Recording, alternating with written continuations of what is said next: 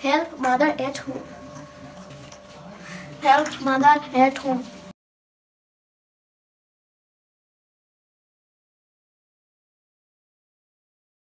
আসসালামু আলাইকুম এভরিওয়ান। আমার আজকে সহজ রেসিপিতে আপনাদের সাথে শেয়ার করতে যাচ্ছি বীজের তরকারি রান্নার রেসিপি, শিমের বীজ। আশা করি আপনাদের অনেক ভালো লাগবে, এমনকি যারা নতুন তারা উপকৃত হবেন। একটি প্যানে দিয়ে দিলাম যথেষ্ট পরিমাণে তেল, দিয়ে দিলাম 1 মুঠো পরিমাণ রসুন কুচি।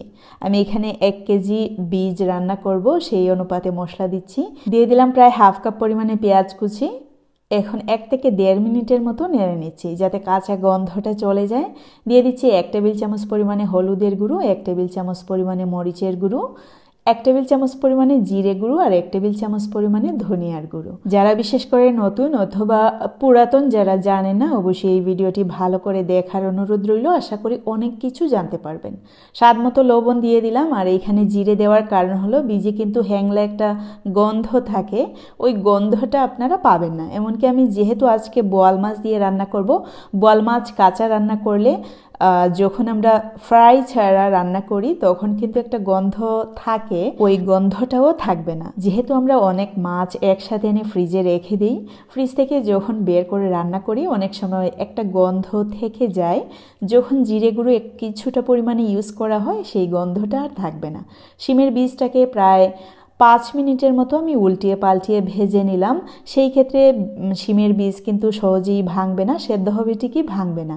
অবশ্যই 5-6 মিনিটের মতো ভেজে নেওয়ার চেষ্টা করবেন, চুলার আগুন মিডিয়াম টু লো ফ্লেমেতে রেখে। তারপরে আপনারা নিশ্চয়ই দেখেছেন আমি কিন্তু ধনেপাতা কুচি, কাঁচামরিচ, মাছ দিয়ে দিলাম।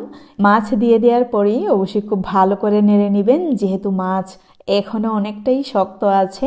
যখন জাল হয়ে যাবে এতটা সুন্দর করে কিন্তু নাড়া যাবে না।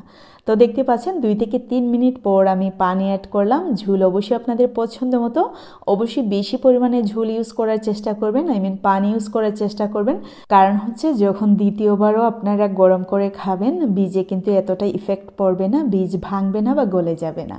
তাই জন্য বলছি এই বীজের কিন্তু ঝোলটাই মজার মাছের সাথে, বিশেষ করে বোয়াল মাছ, আইড় মাছ বা শোল মাছের সাথে কিন্তু বীজের তরকারি খুবই ভালো যায়। আপনারা কে কোন মাছ দিয়ে রান্না করে খান অবশ্যই কমেন্টস করে জানাবেন। আর যেহেতু নতুন নতুন বীজ বের হয়েছে এই শীতকালীন, তাই জন্য এত ঝোল দিয়ে রান্না করলাম। আর যদি ভুনা খাই অনেক কম ঝোল দিই, এমনকি আরও কম বীজ ইউজ করার চেষ্টা করি। তো দেখতে পাচ্ছেন বীজ কিন্তু একদমই গলে যাওয়ার মতো অবস্থা হয়ে গেছে, কিন্তু দেখে মনে হচ্ছে যে একদমই সেদ্ধ হয়নি। আশা করি আমি যেই রকম ওয়েতে তৈরি করলাম ঠিক এইরকম ওয়েতে যদি তৈরি করে খান, আপনারা কিন্তু আমার রেসিপির কমেন্ট সেকশনে এসে কমেন্টস করে জানাতে বাধ্য হবেন যে আপনাদের কাছেও অনেক ভালো লেগেছে, আপনারা রান্না করেছেন, বীজ কিন্তু আস্তই ছিল। আমার মনে হয় এইরকম ওয়েতে রান্না করলে 3 থেকে 4 বার পর্যন্ত যদি গরম করে খান আশা করি বীজ গলে যাবে না। তবে অবশ্যই চেষ্টা করবেন বীজ 5 থেকে 6 মিনিট যাবত এই তেল মশলার সাথে খুব ভালো করে ভেজে নিতে। তো আপনারা নিশ্চয়ই দেখেছেন সব কিছু ঠিকঠাক মতো সেদ্ধ হওয়ার পর আমি কিন্তু আবারও ধনেপাতা কুচি দিয়ে দিলাম। শীতের ধনেপাতা কুচি আসলেই অসম্ভব মজা, সব কিছুর সাথেই কিন্তু ভালো লাগে খেতে।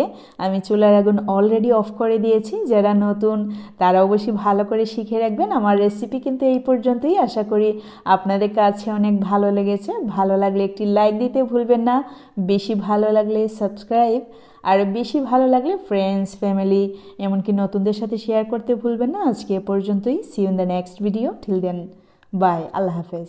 সবাই ভালো থাকবেন, সুস্থ থাকবেন। আর হ্যাঁ, আরেকটি কথা, যখন 1 কেজি পরিমাণ বা তারও বেশি বীজ রান্না করা হয় তখন কিন্তু আমার ঘরে ছোট বড় সবাই আমাকে বীজ বানাতে সাহায্য করে, খোসা ছুলাতে।